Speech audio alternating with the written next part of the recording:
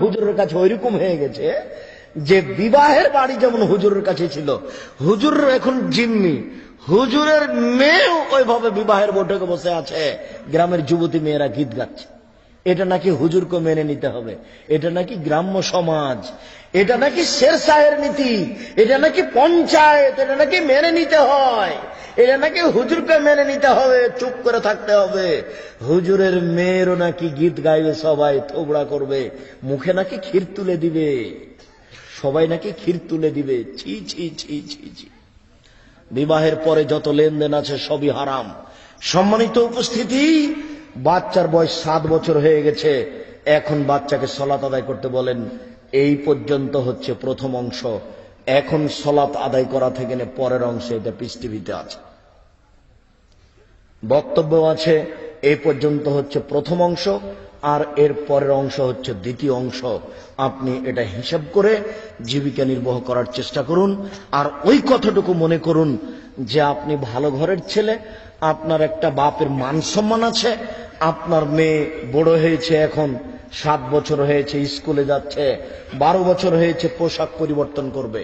পোশাক পরিবর্তন করে এখন দামি মোজা হাতে লাগিয়ে, দামি মোজা পায়ে লাগিয়ে, একটা কালো চশমা দিয়ে, উন্নত মানের পোশাক পরে, জুতা পরে স্কুলে যাবে, কলেজে যাবে।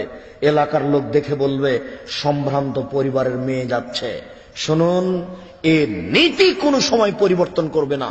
যদি নীতি কোনো সময় পরিবর্তন করে, তাহলে যৌতুক ছাড়া বিবাহ দেওয়া যাবে না এবং ঘৃণিত। নীতির পরিবর্তন মানে, নীতির পরিবর্তন হলো এই যে আপনার মেয়ে কলেজে পড়ে, এই পোশাক পরে যায় আসে। এবার তার বন্ধু এসেছে, তার বন্ধু আসতেই সে বলছে ভাইয়া ভিতরে আসো। বন্ধু এসেছে একটা গাইড বই নিতে, আপনার মেয়ের বন্ধু এসেছে একটা গাইড বই নিতে। তখনও বলছে ভাইয়া ভিতরে আসো। ভিতরে ডেকে নিয়ে গিয়ে চা দিল, বসতে দিল, খাওয়ার দিল। এরপরে বলছে যে ভাইয়া একটু দেরি করো, আমার ভাত পানি রেডি হয়ে গেছে। বলছে না, এখন আর দেরি করব না। তারপরে গাইড বইটা নিয়ে চলে যাচ্ছে।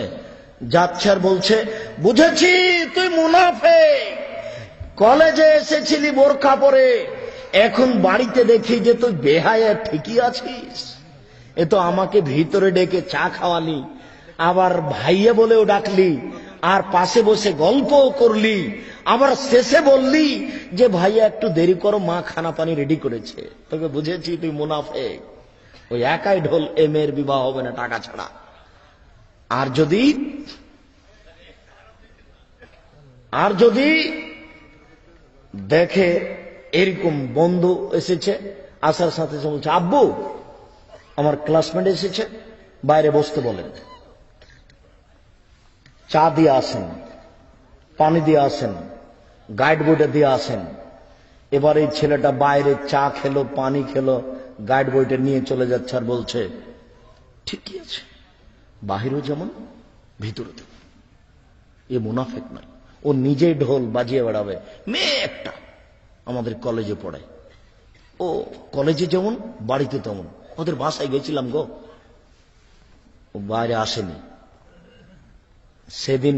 আর যৌতুক লাগাতো দূরের কথা, এখন ছেলেরাই পিছনে লেগে যাবে, টাকা কত লাগবে, বিবাহ কি করব। আর ইফটিক যে করতে কোনো সুযোগ নাই, দেখতেই পায় না তো বলবে কি।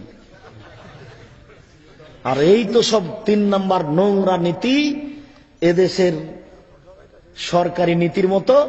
এখানে কলা বা আম ছিলে রেখে দিয়েছে, আর 10 জন সৈন্য দিয়েছে, মার্কিন সৈন্য, মেরিন সৈন্য। চতুর্দিকে বলছে দাঁড়িয়ে থেকে যে আপনারা পাহারা দেন রাইফেল বন্দুক নিয়ে, যেন মাছি না বসে। আচ্ছা, ওরা রক্ষা করতে পারবে?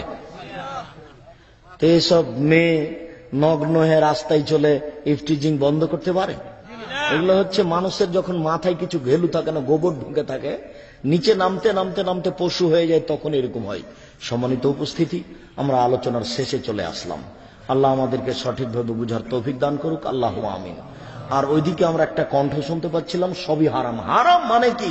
এর 14 গোষ্ঠী সবই হারাম, এর প্রত্যেকটা ভিডিতে এর হারামের কোনো শেষ নাই। যদি হারাম ছাড়া আরো কোনো শব্দ থাকতো আমি রব্দজাক সেটাও ব্যবহার করতাম।